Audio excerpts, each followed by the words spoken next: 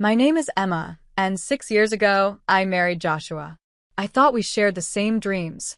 We moved into my luxury apartment on the top floor of a tall building with a view that amazed me every time I looked outside. I worked as the head of the finance department in a trading company, and my career was moving fast.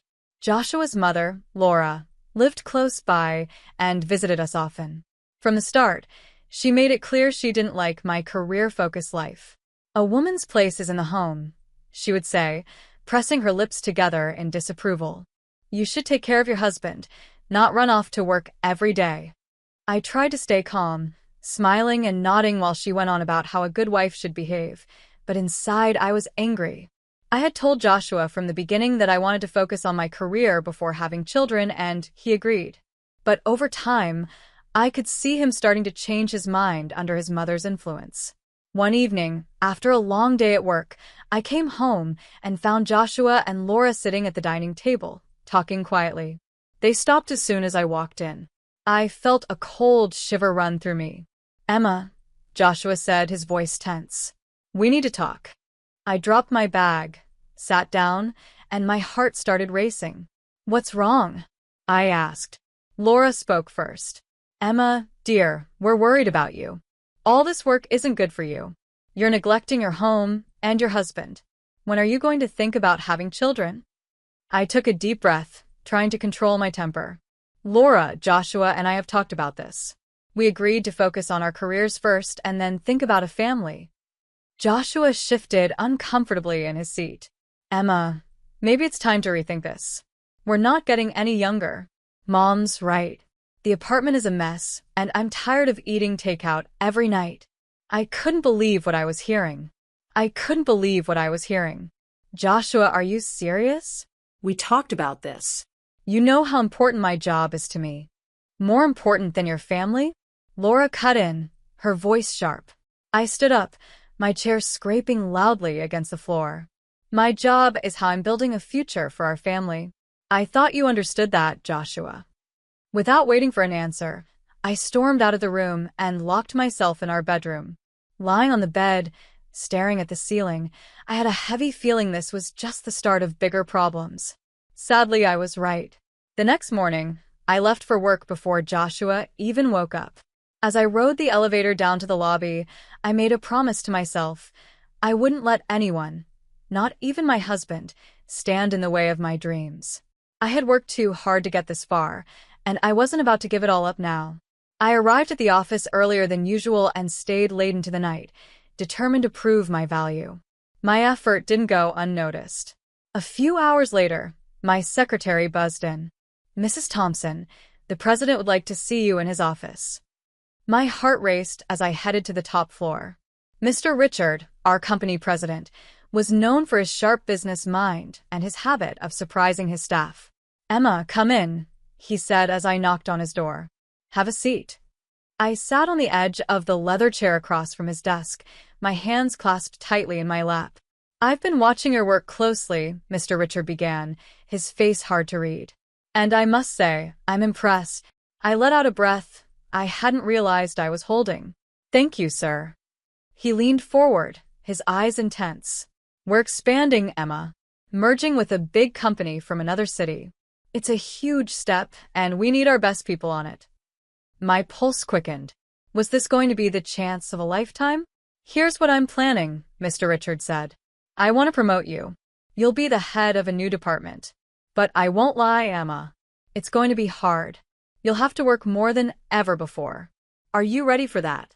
I thought about Joshua and Laura, about what they wanted from me. Then I thought about all the late nights I'd spent studying financial reports, the pride I felt when my projects turned out perfectly.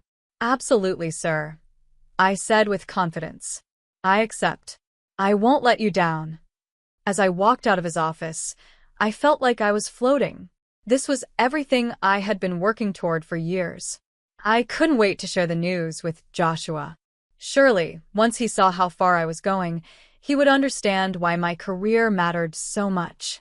On my way home, I stopped at our favorite restaurant and ordered all of Joshua's favorite dishes. I picked up a bottle of champagne and a bouquet of roses. This was a moment to celebrate, and I wanted to make it special. Balancing the bags in my hands, I unlocked our apartment door. Joshua. I called out, I'm home, and I've got a surprise. I found him in the living room, stretched out on the couch with the TV blaring. He barely looked up as I walked in. Joshua, you won't believe what happened today, I said, my voice bubbling with excitement. I'm getting promoted, head of a new department. Isn't that amazing? Joshua muted the TV and turned to me. His face showed nothing like the joy I had expected. So, you'll be working even more now? Is that it? My smile began to fade. Well, yes, but think about what this means for us. We'll finally be able to afford that big house we always dreamed of. We could travel the world. Our future is set. Joshua suddenly stood up. Our future? What future, Emma? You're never home as it is. When was the last time we had dinner together? When was the last time we even had a real conversation? I held up the bags helplessly. That's why I brought dinner. I thought we could celebrate. Celebrate, he repeated, his voice cold. Joshua's voice grew louder. Celebrate? Celebrate you abandoning our marriage for your job? Celebrate that I married a woman who cares more about her career than having a family? I felt tears sting my eyes. I thought you'd be happy for me, I whispered. For a moment, Joshua's face softened, but then it turned hard again. I can't do this anymore, Emma. Something has to change. With that, he stormed off to his office and slammed the door. I stood alone in the middle of the living room, surrounded by food and champagne meant for a celebration that would never happen. I had never felt so lonely. Slowly, I put the food away and poured myself a glass of champagne. As I took a sip, one question echoed in my mind. Was this the price of success? And if it was I really willing to pay it? A few evenings later, as I was leaving the office, an idea came to me. I'd hire a housekeeper, someone who could cook and clean. That would solve Joshua's complaints about the messy apartment and lack of homemade meals. Feeling satisfied with my plan, I made the arrangements.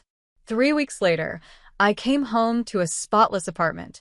The smell of a freshly cooked meal filled the air. I smiled, certain Joshua would be pleased. The front door opened and closed. Joshua, I called out. I'm home and dinner's ready. He walked into the kitchen, his eyes scanning the clean space. What's all this? I hired a housekeeper, I explained proudly. She cooks and cleans. I thought it would make things easier for both of us. But instead of the gratitude I expected, Joshua's face darkened. So, this is your solution? Hire someone else to do your job. That's not fair, I protested. I'm trying to find a balance. Balance. Joshua laughed bitterly. Is that what you call this? Tell me, Emma, now that you've found a replacement for yourself in the kitchen, are you planning to find a replacement for yourself in our bed too? I froze, his words hitting me like a slap. His words felt like a slap. How dare you? I hissed. I've done nothing but try to make our life better, and this is how you react. Joshua turned away. I'm going out. Don't wait up. The door slammed behind him, leaving me alone in the spotless kitchen, the untouched dinner growing cold on the table. For the next few days, Joshua and I hardly spoke. I threw myself into work, focusing on the upcoming merger. Numbers and reports were easier to deal with than the chaos my marriage had become. Then, one rare Thursday when I didn't have to go to the office, I decided to try again. I spent the morning cooking Joshua's favorite meals, set the table with our best china, and even wore the dress he had given me for our last anniversary. When Joshua came home, I greeted him with a smile.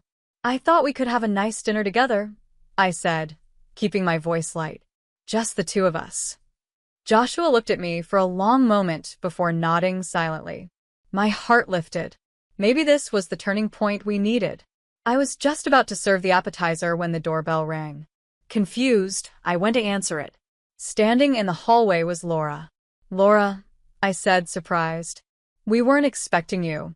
Oh, I was in the neighborhood and thought I'd drop by, she replied, brushing past me into the apartment. Joshua, darling, there you are. I watched in dismay as my carefully planned romantic dinner turned into an unplanned family gathering. Laura took over the conversation, slipping in sharp comments about my housekeeping and my lack of maternal instincts. You know, she said, pouring herself more wine, in my day, a woman knew her place was in the home. We took pride in caring for our husbands and raising children. I stood up suddenly. I think it's time for dessert, I said, fleeing to the kitchen. Leaning against the counter, I tried to steady myself. From the dining room, I could hear Laura's voice. Joshua, darling, you need to talk some sense into her. A woman's duty is to her family first. Everything else is secondary. I closed my eyes, fighting back tears. This wasn't the life I had imagined. I had a successful career, a beautiful home. But at what cost? As Laura's lecture on traditional family values carried on in the background, I couldn't help but wonder if I had made a terrible mistake somewhere along the way. One evening, I came home later than usual, my mind still buzzing from the day's meetings. As I opened the door to our apartment, I froze. Scattered across the living room floor were baby clothes, tiny onesies, little socks, even a small pair of shoes. Joshua, I called, my voice shaking. What's all this? He came out of the bedroom with a strange look on his face. Oh, Mom brought those over. She thought it might help you get in the mood. I picked up a tiny t-shirt, my fingers trembling. In the mood for what, exactly? For starting a family, of course, Joshua said, as if it was the most obvious thing in the world. Emma, we're not getting any younger. It's time we seriously thought about having children. That night, I quietly folded the baby clothes and put them away, my mind spinning. Was I being selfish? Was my ambition ruining my marriage? The next morning, I woke up to find more baby items placed around the apartment, a rattle on the coffee table, a baby book on my nightstand, a high chair in the kitchen. Laura's work, no doubt. I tried to ignore them, but every day there was something new. It felt like the apartment was slowly being turned into a nursery, whether I wanted it or not. One evening, I came home and found Laura sitting on the couch, flipping through a parenting magazine. Laura, I said, unable to hide the edge in my voice. I didn't know you were coming over. She looked up with a sweet, false smile. Oh, Emma dear, I hope you don't mind. Joshua said I could wait here for him. He just went out to get groceries. I nodded stiffly and went to the bedroom to change. When I came back out, Laura was standing by the window, gazing at the city skyline. You know, Emma, she said without turning around, a view like this is wasted on just two people. Imagine a child toddling up to this window, pressing their little hands against the glass, eyes wide with wonder. I felt a headache coming on. Laura, I appreciate your concern, but Joshua and I will decide when we're ready for children. She turned to face me, her eyes sharp. And when will that be, Emma? When you've worked yourself into an early grave. When it's too late. I opened my mouth to argue, but just then Joshua walked in with his arms full of grocery bags. He looked between us, sensing the tension. Everything okay here? He asked carefully. Laura's tone softened at once. Oh, everything's fine, darling. I was just having a little chat with Emma about family planning. Joshua's eyes lit up. Really? That's great. I knew you'd come around, Emma. I felt trapped, outnumbered. I need some air, I muttered, grabbing my coat and rushing out of the apartment. A few weeks later, I came home exhausted after another long day at work. But the sight that greeted me made me stop in my tracks. There was Laura, padding around the living room in fluffy pink pajamas. What's going on here? I demanded, my voice rising. Joshua came out of the kitchen with a defiant look. I've decided Mom is going to live with us. You're always at work, always gone. I'm tired of being alone. I stared at him in disbelief. You decided this without even talking to me? When are you ever here to talk about anything? Joshua shot back. I turned to Laura, who was watching with a smug smile. You can't stay here. This is my home. Joshua's face darkened. If you're not happy with this arrangement, you can leave. It felt like a slap. Excuse me? I bought this apartment before we got married. It's in my name.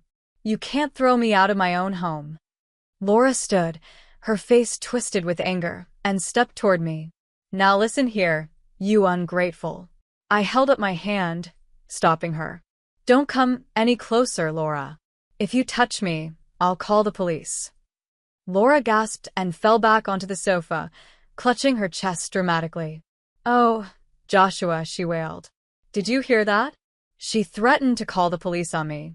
Your own wife, threatening your mother. That awful job has hardened her into a monster. Joshua rushed to his mother's side, glaring at me with fury.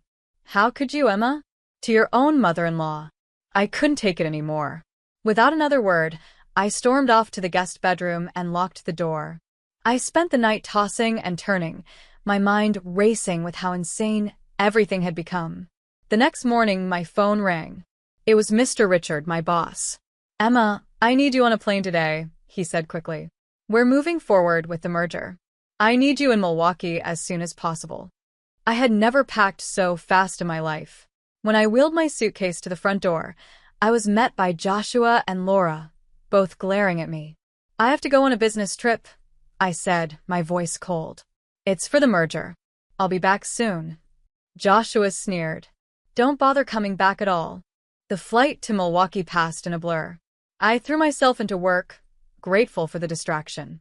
The merger meetings were intense, demanding all of my energy and focus.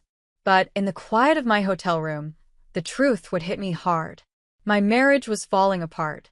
After a week of long negotiations and sleepless nights, I finally returned home. Standing outside my apartment door with my suitcase, I felt a mix of exhaustion and hope. All I wanted was to collapse into my bed and escape the world. I slid my key into the lock, but it wouldn't turn. Frowning, I tried again. Nothing. A cold dread washed over me. I knocked on the door, my heart pounding. After a moment, it opened. Joshua and Laura stood there in casual clothes, looking at me with smug, cold expressions. Why doesn't my key work? I asked, my voice barely above a whisper. Joshua let out a harsh laugh. I changed the locks, he said, his eyes shining with malice. You can come in if you're ready to choose your family over your precious career. I stared at him, stunned. What are you talking about? Joshua reached into his pocket and pulled out a stack of papers, waving them in front of me.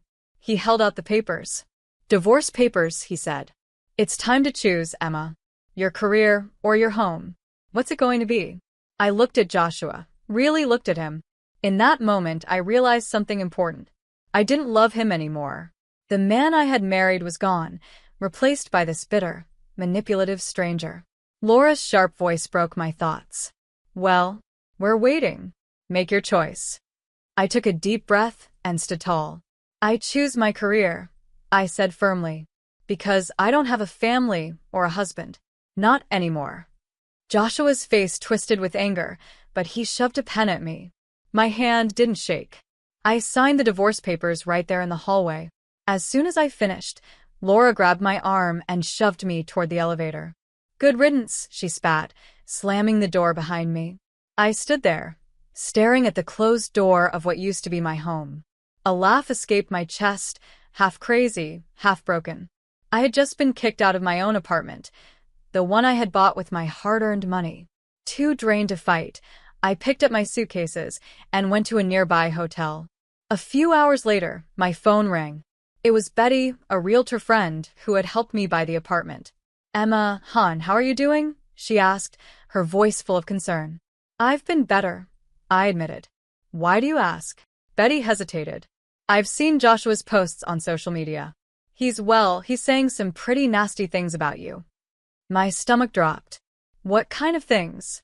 He's calling you a soulless career woman who destroyed her family for work.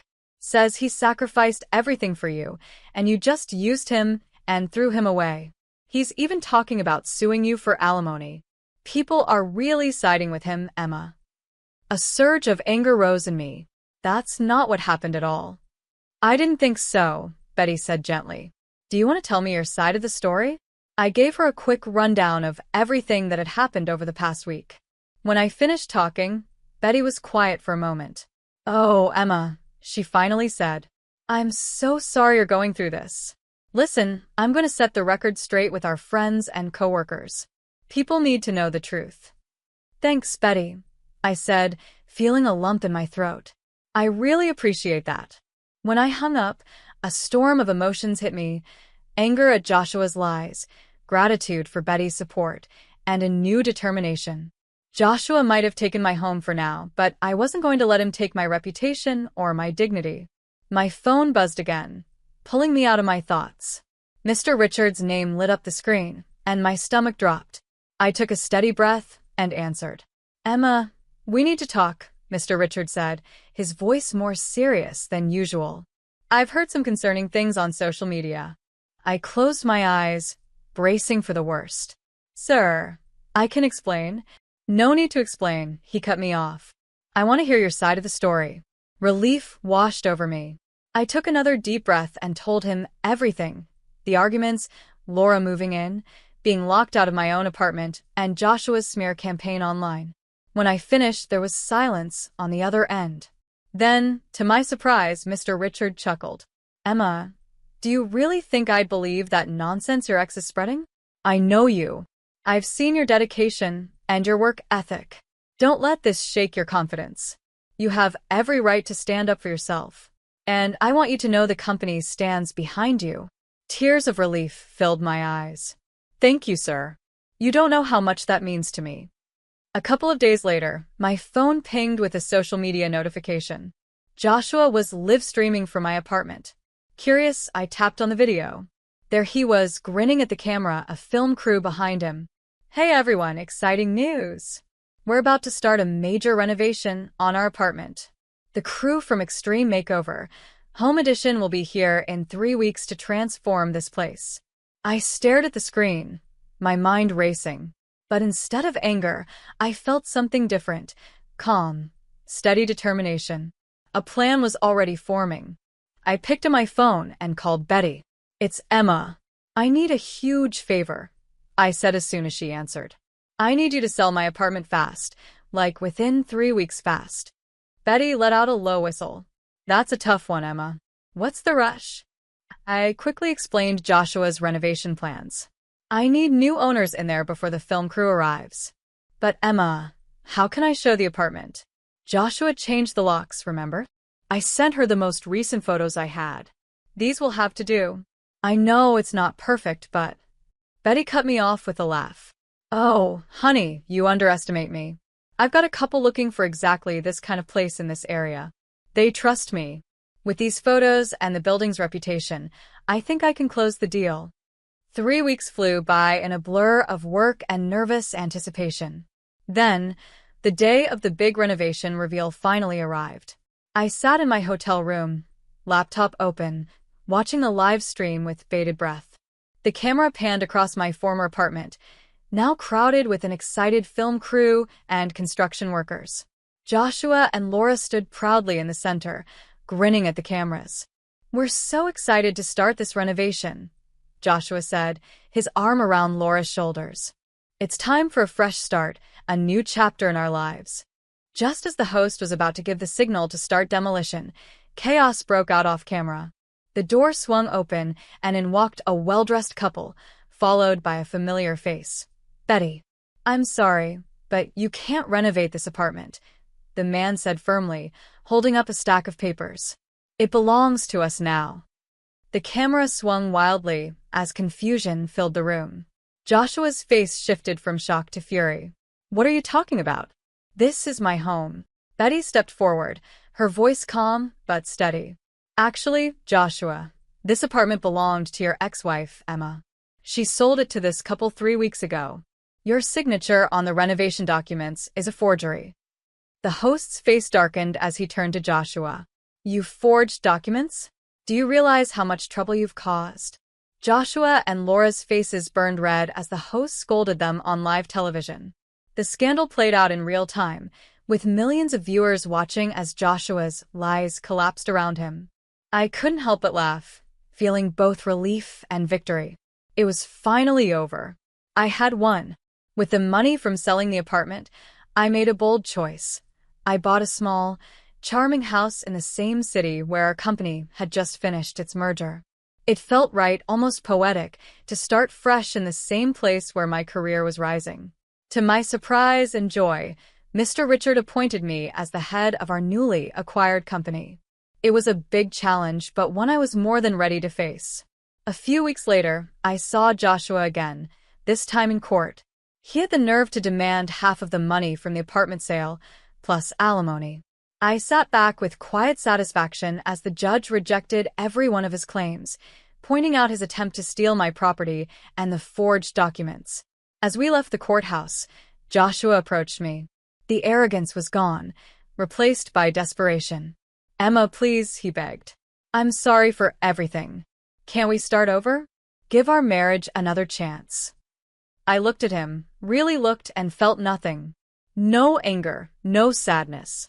Just freedom. I laughed softly, but firmly. No, Joshua. We can't start over, but I can start fresh. And that's exactly what I'm doing. I walked away, feeling lighter than I had in years. My career was soaring, I was leading a successful merger, and I was respected by my peers and superiors. Best of all, I had a beautiful new home, one that was truly mine.